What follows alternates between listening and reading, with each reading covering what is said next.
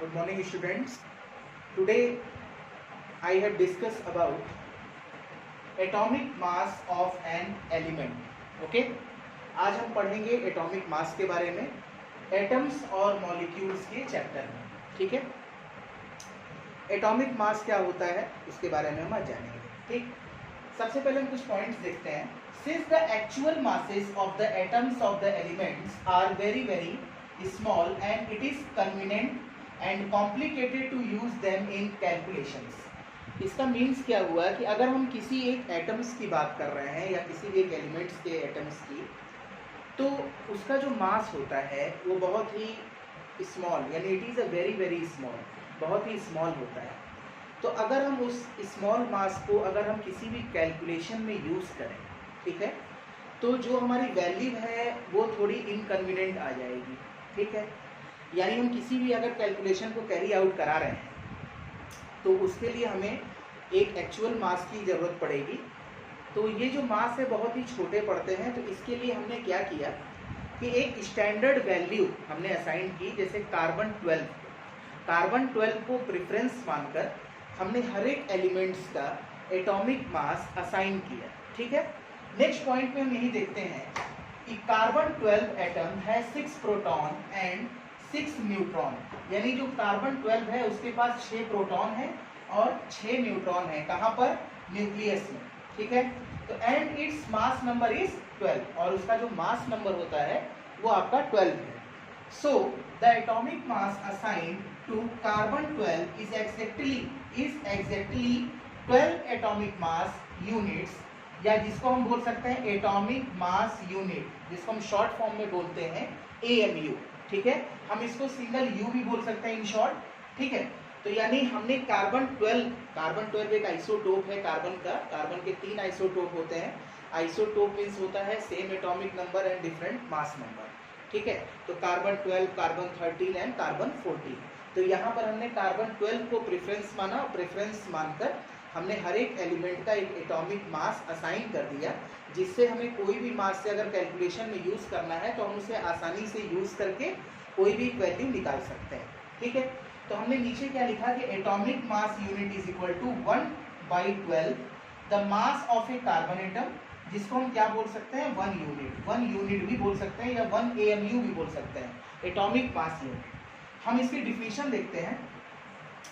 1 atomic mass unit जिसको अभी हमने पढ़ा AMU is defined as exactly 1/12 the mass of an atom of carbon 12.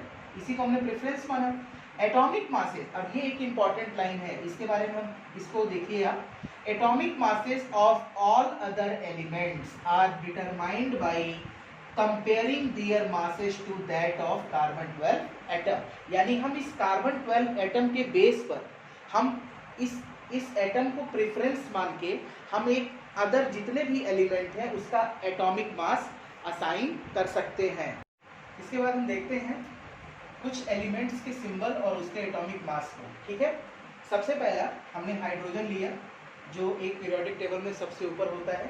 Hydrogen का जो हमने लिया सिंबल वो capital H. Okay, capital H जो सिंबल होता है वो एक हाइड्रोजन एलिमेंट को रिप्रेजेंट करता है और सिंबल का बहुत ही ज़्यादा इफेक्ट होता है किसी भी एलिमेंट को रिप्रेजेंट करने में. ठीक है, इससे हम आसानी से उस एलिमेंट के बारे में जान भी सकते हैं.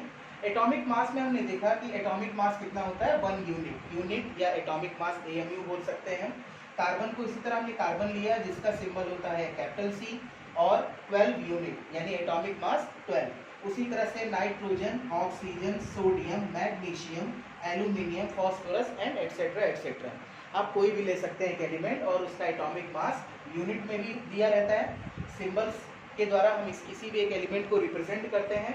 हम एक कुछ सिग्निफिकेंस देखते हैं किसी भी एलिमेंट्स का जो सिंबल होता है उसका क्या सिग्निफिकेंस है. फर्स्ट सिग्निफिकेंस इज कि सिंबल्स रिप्रेजेंट करता है एक एलिमेंट के नेम को ना. Second, symbols represent 1 atom of the element, यानी किसी एक एलिमेंट के एटम को रिप्रेजेंट करता है सिंबल. थर्ड क्या प्रॉपर्टी है सिंबल की, very important, symbol also represent 1 मोल, मोल का मतलब एक काउंटिंग यूनिट होती है, किसी भी चीज को एक काउंट करने के लिए एक यूनिट का नाम होता है 1 मोल। 1 mole of atoms of the element, that is symbol also represent, कितने को सिंबल रिप्रेजेंट कर रहा है, एक एटम यानी 6.022 इंटू 10 की पावर 23 एटम्स को, जिसको हम एवोगैड्रो नंबर भी बोलते हैं। क्या बोलते हैं? एवोगैड्रो नंबर, ठीक है ना, जिसे हम दिखाते हैं कैपिटल Na से, कैपिटल Na से, atoms of the element. 4 point क्या कहता है कि symbol represent a definite mass of the element, यानी that is equal to atomic masses expressed in grams. अगर हमें किसी ग्राम एटॉमिक मास में दिखाना है तब भी सिंबल को हम रिप्रेजेंट करते हैं, सिंबल से ही दिखाते हैं, ठीक है। तो इस तरह से हमने कुछ एलिमेंट्स के सिंबल का सिग्निफिकेंस पढ़ा, इस सिंबल का क्या सिग्निफिकेंस होता है, जिसे हम सिंबल के थ्रू ही उस एलिमेंट को रिप्रेजेंट करते हैं एटॉमिक मास के थ्रू।